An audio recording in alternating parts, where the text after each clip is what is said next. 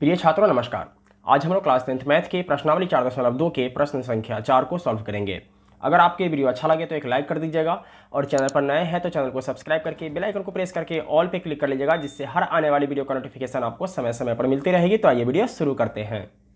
प्रश्न संख्या 4 है, दो क्रमागत धनात्मक पूर्णांक ज्ञात कीजिए जिनके वर्गों का योग 365 हो। ठीक है, तो यहाँ प्रश्न में कहा जा रहा है दो क्रमागत धनात्मक पूर्णांक। ठीक है, तो इसको हम बारी बारी से समझते हैं कि आखिर इसका मतलब क्या है। ठीक है, तो दो का मतलब क्या होता है, तो दो होता है, ये तो आप जानते हैं। क्रमागत, अब क्रमागत क्या होता है, तो क्रमागत का मतलब होता है क्रम से, सीरियल से, लगातार। जैसे कि मान लीजिए कि अगर एक क्रमागत संख्या 1 है तो दूसरा क्या होगा, 2 होगा, इसके बाद क्या हो जाएगा 3, इसके बाद 4, इसके बाद 5। अगर कोई क्रमागत संख्या मान लीजिए एक है 20 तो दूसरा क्या हो जाएगा 21, तीसरा क्या हो जाएगा 22। ठीक है, इस तरीके से ये चलेगा। ठीक है, अब धनात्मक, तो धनात्मक क्या होता है, तो यहाँ दो चिन्ह होता है, एक प्लस का और एक माइनस का। ठीक है, तो प्लस वाला क्या होता है, धनात्मक होता है। क्या होता है, धनात्मक। और माइनस वाला होता है ऋणात्मक। क्या होता है, ऋणात्मक। ठीक है, लेकिन यहाँ पर आप कहेंगे कि सर एक क्रमागत संख्या तो है लेकिन इसमें प्लस का साइन नहीं है। ठीक है, मतलब ये कि कोई भी संख्या जब अकेला होता है इसका मतलब ये है कि इसके आगे प्लस छुपा हुआ होता है। तो ये प्लस का 1 है, ये प्लस का 2 है, मतलब कि ये सभी संख्या क्या है, धनात्मक है। ठीक है, धनात्मक के पहले प्लस लगाना जरूरी नहीं है, लेकिन अगर इसी में कोई संख्या ऋणात्मक होगा, जैसे कि मान लीजिए माइनस का 5, तो यहाँ माइनस लिखना जरूरी है। ठीक है, प्लस लिखना जरूरी नहीं है लेकिन माइनस लिखना जरूरी है। ठीक है, लेकिन हमें कहा जा रहा है दो क्रमागत धनात्मक पूर्णांक ज्ञात कीजिए, तो हमें ये नहीं पता है कि हम शुरू करें तो कहाँ से करें, 1 2 से करें या 20 21 22 से करें। तो ऐसी कंडीशन में हम लोग क्या करते हैं कि मान लेते हैं, माना कि पहला क्रमागत धनात्मक पूर्णांक x है। ठीक है, तो दूसरा क्या हो जाएगा, x में 1 जुड़ जाएगा। ठीक है, तो आइए सवाल को सॉल्व कर लेते हैं। तो लिखेंगे हल,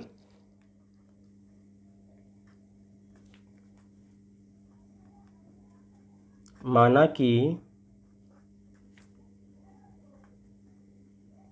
पहला क्रमागत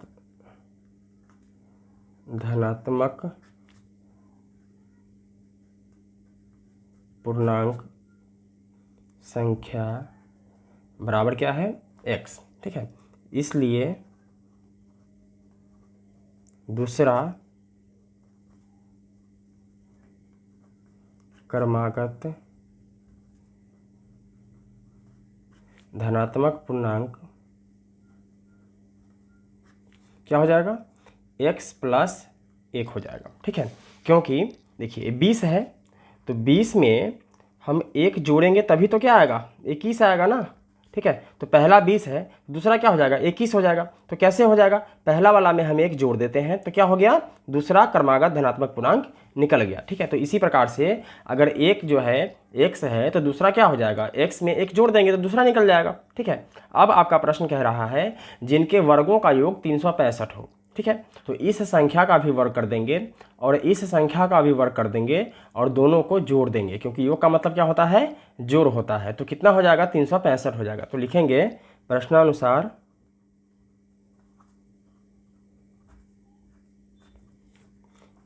x का वर्ग प्लस x प्लस 1 का वर्ग, x प्लस 1 का वर्ग, दोनों को जोड़ देंगे तो कितना हो जाएगा, 365 हो जाएगा।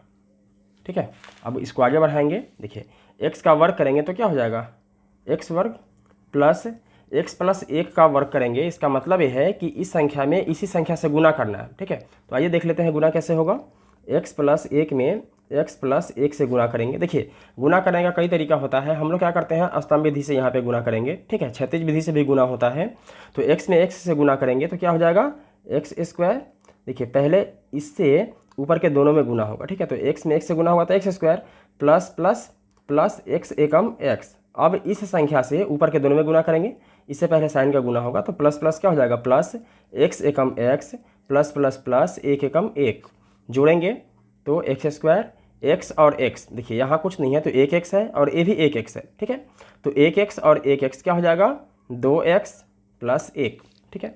तो x square plus 2x plus 1 और बराबर के बाद क्या है 365, जैसे वैसे ही लिखेंगे। अब देखिए एक्स स्क्वायर और एक्स स्क्वायर, ये भी एक एक्स स्क्वायर है और ये भी है एक एक्स स्क्वायर, दोनों को मिला देंगे तो हो जाएगा 2x square plus 2x plus 1 और बराबर के बाद है प्लस में 365, बराबर से पहले लेकर आएंगे तो ये हो जाएगा माइनस में 365, ठीक है। साइन चेंज हो जाएगा, प्लस का माइनस, माइनस का प्लस हो जाता है, ठीक है। अब 2x स्क्वायर प्लस का 2x और माइनस का 365 है और प्लस का 1 है, जब हम एक इसको दे देंगे यानी कि घटा लेंगे इसमें से, तो ये हो जाएगा माइनस का 364 बराबर 0, ठीक।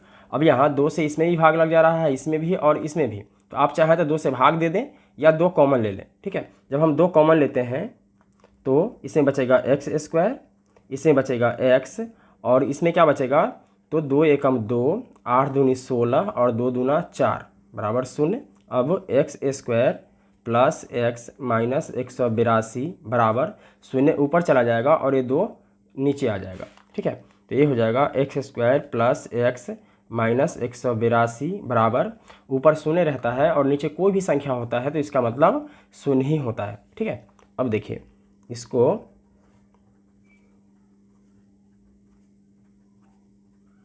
अब इसका क्या करना है, गुणनखंड करना है। अब गुणनखंड कैसे होगा, तो यहाँ कुछ नहीं है, इसका मतलब है कि इसका गुणांक 1 है, इसका भी गुणांक 1 है, ठीक है। तो एक्स स्क्वायर के गुणांक में अंतिम पद से गुणा कर देंगे, ठीक है। तो यहाँ क्या है 1 है और यहाँ है माइनस 182, तो 182 में गुना कर देंगे 1 से तो क्या आ जाएगा 182 ही आएगा। अब इसका गुणनखंड करना है, तो 182 का जब हम गुणनखंड करेंगे 2 से लगाएंगे, 9 दूना 18 और 2 एकम 2, ठीक है।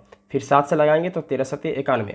अब देखिए हमारे पास जो संख्या है वह 2, 7 और 13 है, तो इसका गुना करेंगे 7 दूना 14, ठीक है, और 13, तो 13 और 14 को गुना करेंगे तो क्या आ जाएगा 182 आ जाएगा। और 14 में से अगर हम 13 को घटा देते हैं तो क्या आ जाएगा 1 आ जाएगा, और यहाँ हमें क्या चाहिए 1 ही चाहिए बीच में, ठीक है।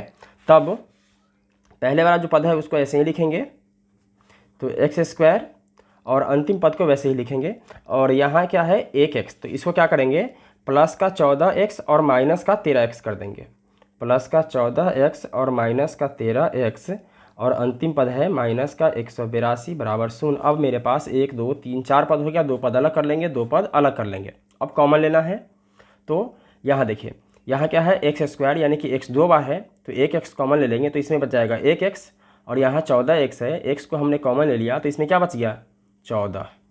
इसी प्रकार माइनस अगर आता है तो माइनस के साथ कॉमन लेते हैं, तो माइनस 13 कॉमन लेंगे तो इसमें क्या बचेगा x, और इधर बच जाएगा, देखिए माइनस कॉमन लेंगे तो अंदर का साइन चेंज हो जाएगा, ठीक है, यानी कि प्लस का 14 बराबर 0। अब x माइनस 13 बाहर वाले के एक साथ लिखेंगे और अंदर में दोनों संख्या सेम है, और सेम रहना भी चाहिए। अगर अलग अलग है इसका मतलब यह है कि कहीं ना कहीं आप लोग गलती कर रहे हैं, ठीक है। तो दोनों संख्या में से किसी को भी आप लिख सकते हैं, एक को बराबर 0।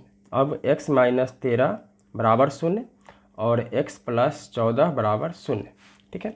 तो x माइनस का 13 जब बराबर की इस तरफ आ जाएगा तो ये हो जाएगा प्लस का 13, और यहाँ x प्लस का 14 जब बराबर के इस तरफ आ जाएगा तो ये हो जाएगा माइनस का 14, ठीक है। तो x का मान क्या आया, x का मान आया 13, और हमने क्या माना था, हमने माना कि पहला क्रमागत धनात्मक पूर्णांक संख्या क्या है x है, और दूसरा क्या है x प्लस 1, ठीक है। तो x का मान जो निकला है ये क्या है, पहला क्रमागत धनात्मक पूर्णांक संख्या, ठीक है। तो लिखेंगे अतः पहला क्रमागत धनात्मक पूर्णांक संख्या बराबर x बराबर कितना है 13, यही क्या हो जाएगा एक आंसर हो जाएगा। और दूसरा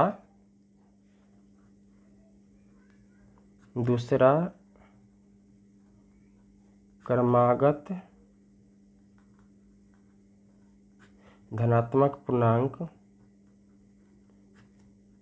x प्लस 1 था, है ना। तो x का मान कितना है 13, इसमें एक जोड़ देंगे तो क्या हो जाएगा 14 और ये हो जाएगा दूसरा आंसर। ठीक है, माइनस वाला आपको नहीं लेना है। ठीक है, तो दोस्तों मैं उम्मीद करता हूं कि आपको ये सवाल समझ में आ गया होगा।